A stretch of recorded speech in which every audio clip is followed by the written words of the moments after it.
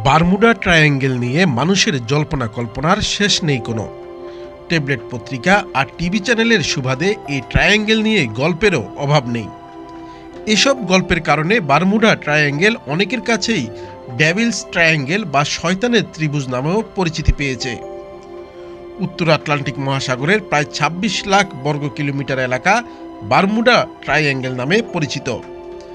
নামের সাথে ট্রায়াঙ্গেল থাকার কারণ এই এলাকার ব্যাপ্তি তিন দিকে তিনটি স্থলভাগ দ্বারা চিহ্নিত।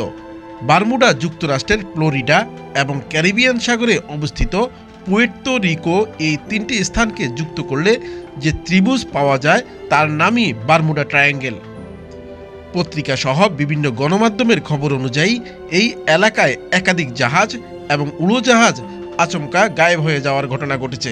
১৯৪৫ সালের ৫ই ডিসেম্বর ফ্লোরিডার ফোর্ট লডিরডেল এয়ারপোর্ট থেকে উড়া অ্যাভেঞ্জার মডেলের ৫টি টর্পেডো বোমারু জঙ্গি বিমান মহড়া দেওয়ার সময় হঠাৎ গায়েব হয়ে যায়।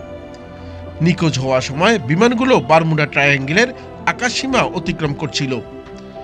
আর শেষ মুহূর্তে পাঠানো বার্তা অনুযায়ী বিমানগুলিতে থাকা কম্পাস সেই সময় কোনো কাজই করছিল না। আরও আঁতকে ওঠার মতো ঘটনা হলো, বিমানগুলো নিখোঁজ হওয়ার পর মার্কিন নৌবাহিনী দুর্ঘটনাস্থলে তল্লাশি এবং উদ্ধার অভিযান চালায়। সেই অভিযানে অংশ নেয়া মেরিনার মডেলের একটি তল্লাশি বিমানও বারমুডা ট্রায়াঙ্গেলের আকাশসীমা থাকা অবস্থায় নিখোঁজ হয়ে যায়। ওই সময় মেরিনার বিমানটিতে ১৩ জন ক্রু ছিলেন। এই ঘটনার পরই মূলত বারমুডা ট্রায়াঙ্গেল নিয়ে মানুষের জল্পনা কল্পনা তুঙ্গে ওঠে। পরবর্তীতে অবশ্য নৌবাহিনীর চালানো এক তদন্তে জানা যায়, ফ্লাইট কন্ট্রোলারের হিসাবে ভুল থাকায় মহড়ায় অংশ নেয়া বিমানগুলোর জ্বালানি মাঝপথে শেষ হয়ে গেছিল। মেরিনার বিমানটিতে সম্ভবত যান্ত্রিক ত্রুটির কারণে আগুন ধরে গিয়েছিল। ওই অগ্নিকাণ্ডে বিমানটি সাগরে বিধ্বস্ত হয়। এর পরপরই দুর্ঘটনাস্থলে আবহাওয়া দুর্যোগপূর্ণ হয়ে ওঠায় দীর্ঘস্থায়ী তল্লাশি অভিযান চালানো সম্ভব হয়নি। বিশ্বব্যাপী ঘটনাটি ফ্লাইট ১৯ নামে পরিচিত। ১৯৫০ সালের সেপ্টেম্বর মাসে ফ্লোরিডা ভিত্তিক দৈনিক পত্রিকা মিয়ামি হেরাল্ড প্রথমবার বারমুডা ট্রায়াঙ্গেল নামটি ব্যবহার করে। এডওয়ার্ড ভ্যান উইঙ্কল জোন্স নামক এক প্রতিবেদকের লেখা ওই সংবাদে বারমুডা ট্রায়াঙ্গেল এলাকায় হারিয়ে যাওয়া একটি জাহাজ ও কয়েকটি উড়োজাহাজের কথা তুলে ধরা হয়। তবে বারমুডা ট্রায়াঙ্গেলকে আলোচিত করে তোলেন মার্কিন সাংবাদিক ভিনসেন্ট গাডিস। তিনি এই বিষয়ে একটি প্রতিবেদন তৈরি করেন। এরপরে ইনভিজিবল হরিজন্স নামে পূর্ণাঙ্গ একটি বই লিখে ফেলেন। এরপরই বারমুডা ট্রায়াঙ্গেলের রহস্য মানুষের কল্পনা জগৎ দখল করে ফেলে।